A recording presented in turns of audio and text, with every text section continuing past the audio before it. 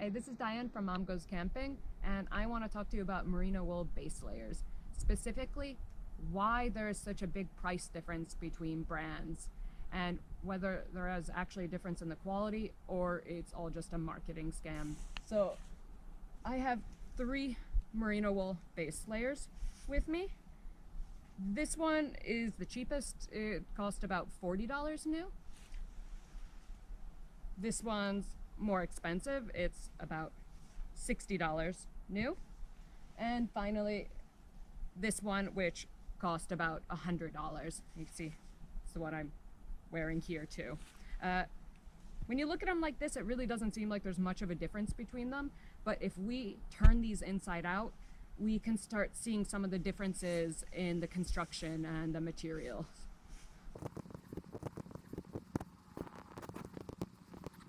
Let's start with this one, the cheapest one. This one actually isn't even 100% merino. It's about 40% synthetic, and it's really thin. If I hold it up, you can probably see how much light is coming through there.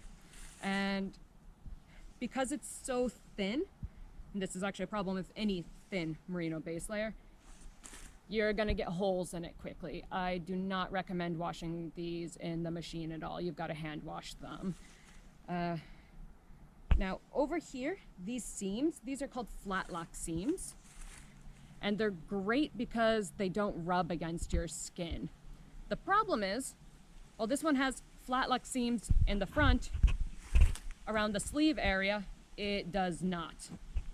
You'll notice that all along here, under the armpits, there's normal seams, which if you're really doing some serious hiking, sweating a lot, and wearing a backpack over this, that's gonna rub against your armpits and possibly cause a lot of annoying chafing. Also, the way that this is constructed, it doesn't stretch very nicely. So if you're doing climbing and lifting your arms a lot, you're gonna end up with holes in the sleeve area. Now let's look at the next base layer, which is actually 100% wool and more expensive than the next one. It is way thicker material, so you can still see light through it.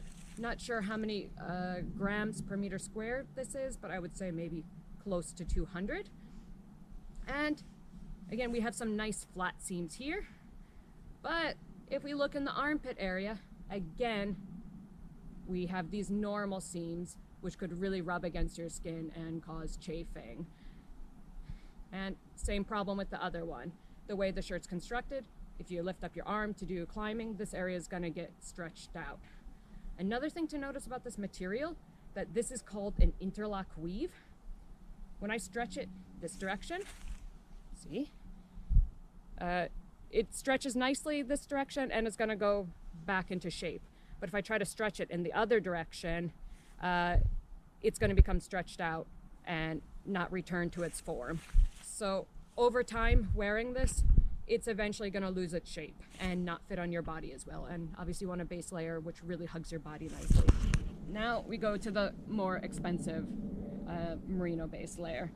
And you'll notice that there are nice flat seams everywhere. And not only are these flat seams, but even the thread that they used for the stitches is super soft.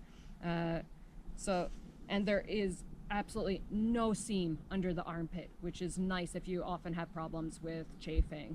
What's also cool about this one is you'll notice they used a completely different material on the underarm areas and along the sides. You can kind of see that here better. That material is thinner, and which means you're kind of getting some ventilation in the areas where you need it most, so you're not going to get as sweaty. The other thing about this one is that it uses something called jacquard knitting, which has 4-way stretch. So I can pull it this direction and it's going to return to its original state, and I can pull it this direction and it still returns to its original state.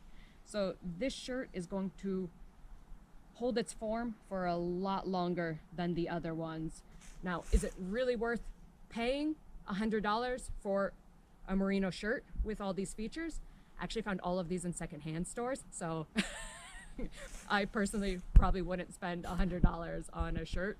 But if I did have that money to spend oh, this one feels really nice. You can see I'm wearing the same one under here. And problem is, once you get used to having really good quality materials, nice flat seams that aren't going to chafe you, it's very hard to go back to these cheap ones. So start wearing quality merino base layers at your own risk, because once you go that route with expensive clothing, it's hard to go back.